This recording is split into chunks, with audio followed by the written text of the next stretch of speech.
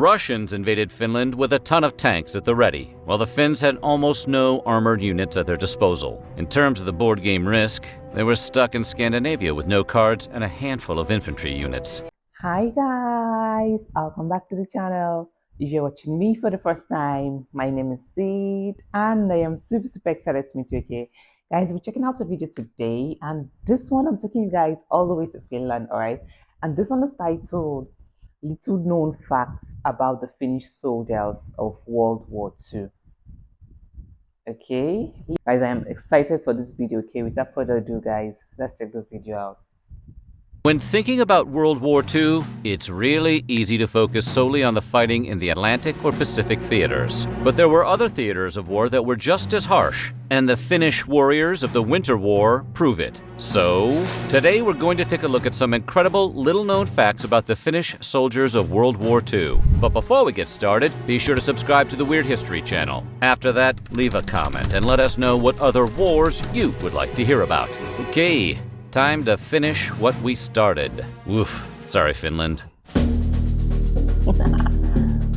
Okay. In the early days of World War II, the Soviet Union, eager to scoop up more territory, invaded Finland with about 1 million soldiers. Hey, when opportunity knocks, you'd better answer. Sometimes that knock is a world war. They bombarded the Finnish people with artillery to weaken their defenses, who, thanks to their small number of outdated batteries, had no chance of returning fire in any meaningful way. The Soviets also entered the country with several armored divisions, and more than enough ammunition to eradicate the population of the country many times over. Yet despite this overwhelming material advantage, by the time the war was over, the Soviets couldn't retreat from Finland fast enough. The Winter War would last less than a year, but it resulted in more horrors than other entire regions saw during the duration of World War II. For even though they were facing an overwhelming invasion force from a militarily superior enemy, the Finns stayed and fought to defend their homeland with little more than grit and determination on their side, and extreme cold.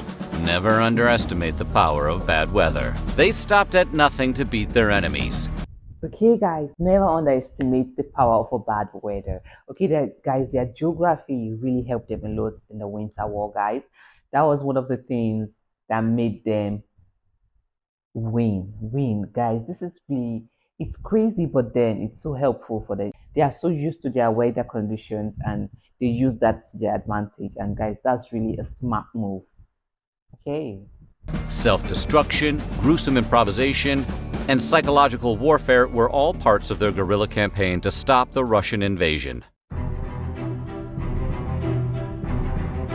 The Russians invaded Finland with a ton of tanks at the ready, while the Finns had almost no armored units at their disposal. In terms of the board game Risk, they were stuck in Scandinavia with no cards and a handful of infantry units. But if you thought the Finns were going to let that stop them, well, you're right, at least as far as their tanks were concerned. The Finns did manage to field a few of their tanks for an early morning attack, but the tanks were not equipped with radios. This made any kind of battlefield coordination nearly impossible. Furthermore, some of those tanks had to fall back due to technical problems, and some ended up getting stuck on terrain, like RoboCop's ED-209 trying to navigate a staircase. Still, this did not stop the tenacious Finns from launching an attack on the Russians, but heavy losses forced them to withdraw after just a few hours. Their inferior numbers, lack of hardware, and inexperienced crews meant their armored division stood no chance against the Russians. So what do you do when your enemy's tanks are too good? You make it so they can't use them. The Finns knew that mobility was the key to winning the Winter War. And while the Finns kept to the harder, snowier regions of the countryside,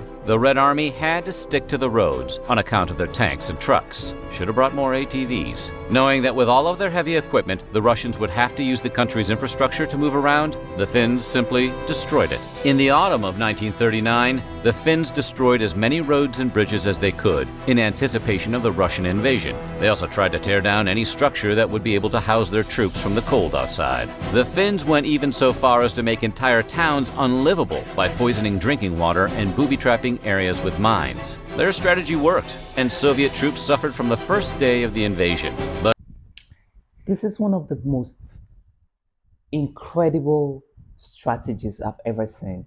The best way to win is to know your enemy, guys.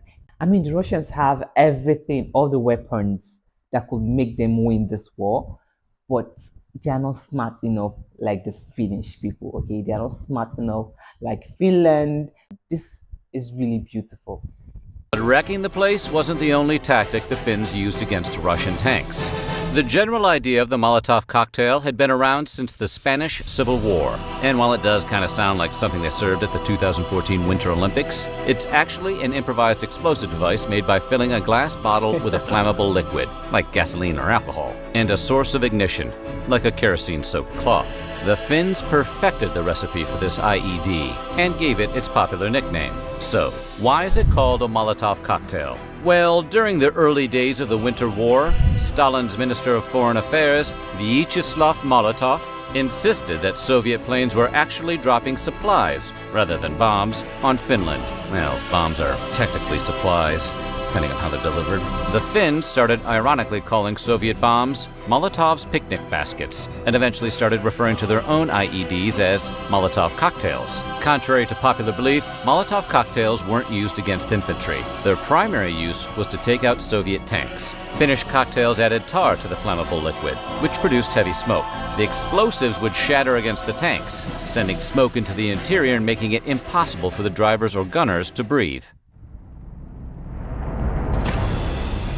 Made up of outdated planes, the Finnish Air Force was small and weak compared to the Soviets, and had little hope of taking the Russians head-on. So, they didn't. Instead, they used similar tactics as in their guerrilla ground campaign. The aircraft, of which there were far too few, were typically only used in a defensive capacity, or to conduct precision attacks on small formations. This strategy proved to be extremely effective. All in all, the FAF, including bombers, fighters, and reconnaissance planes, flew about 5,900 combat missions during the war and shot down 190 enemies, losing 47 of their own planes in the process. That's roughly 4 Russian planes eliminated for every Finnish one. Not too shabby for a ramshackle air force.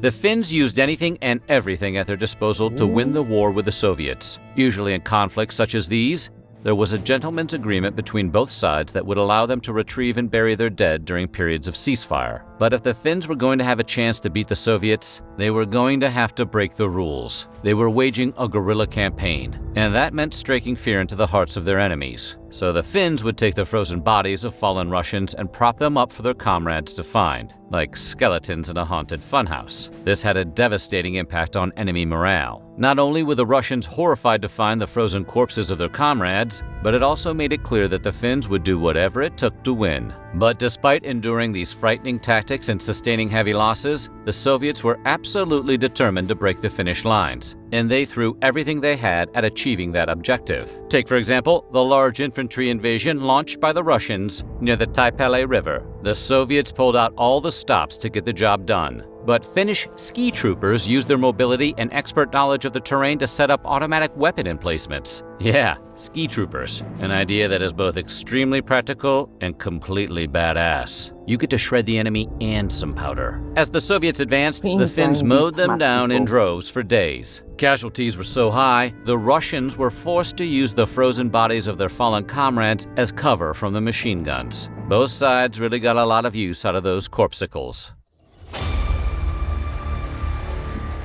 While the Russians had larger numbers and superior technology, they were also a lumbering force that was slow to move. The Finns took advantage of their superior mobility and adopted a hit-and-run mentality. Practically speaking, this meant that the Finns would draw large pockets of the Soviet army after them, then break apart and surround them.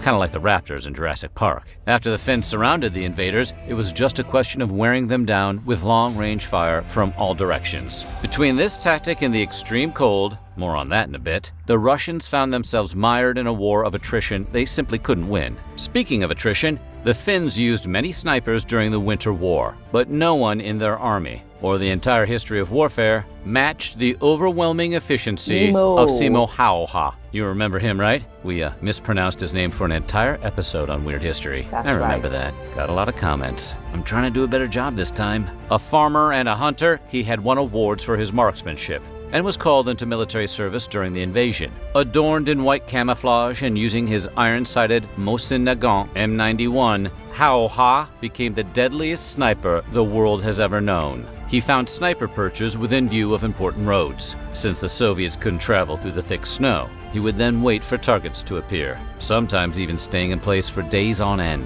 In fact, his patience saved his life several times, including a time he was engaged in a day-long sniper fight with a Soviet marksman. By the end of the war, he had racked up over 500 confirmed kills. His ruthlessness earned him the nickname the White Death, a nickname he notably shares with the shark from Jaws. Despite the fact that they vastly outnumbered the Finns, the smaller country's guerrilla tactics eventually overwhelmed the Soviets, and after a while, the superior troop numbers of the Russians meant nothing. In total, the Finns lost about 26,000 soldiers between the fighting and the harsh elements, with another 44,000 wounded. The Soviet casualties, on the other hand, are a bit harder to pin down. In 1940, the official count, according to the Soviets, was about 49,000 KIA and 158,000 sick and wounded. In 1997, Russian military historian Grigory Krivosayev put the numbers at about 127,000 KIA, or MIA, and 189,000 sick or wounded.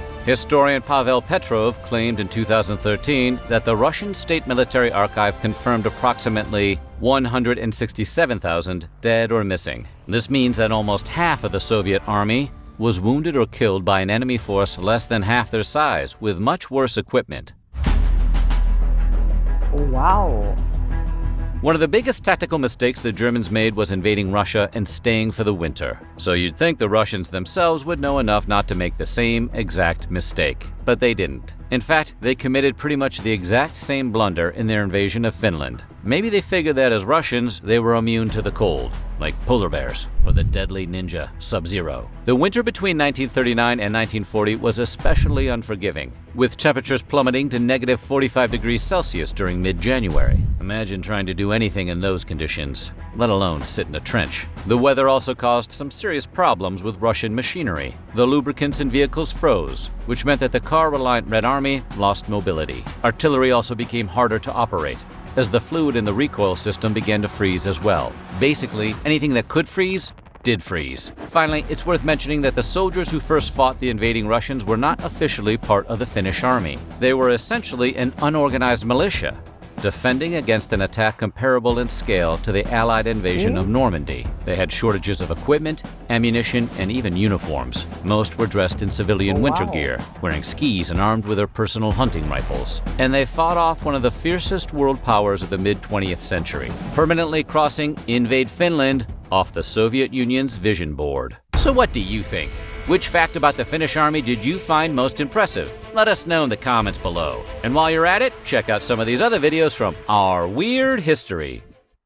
Okay, guys, Finland has one of the best soldiers in the world because, guys, their tactics are just top notch. Okay, I love the way they use everything at their disposal to make sure they win this war. All right, this is really amazing. Okay, thank you guys for watching. Please let us know your opinion, share your thoughts in the comment section. Okay, thank you guys for watching, and see you guys in my next video.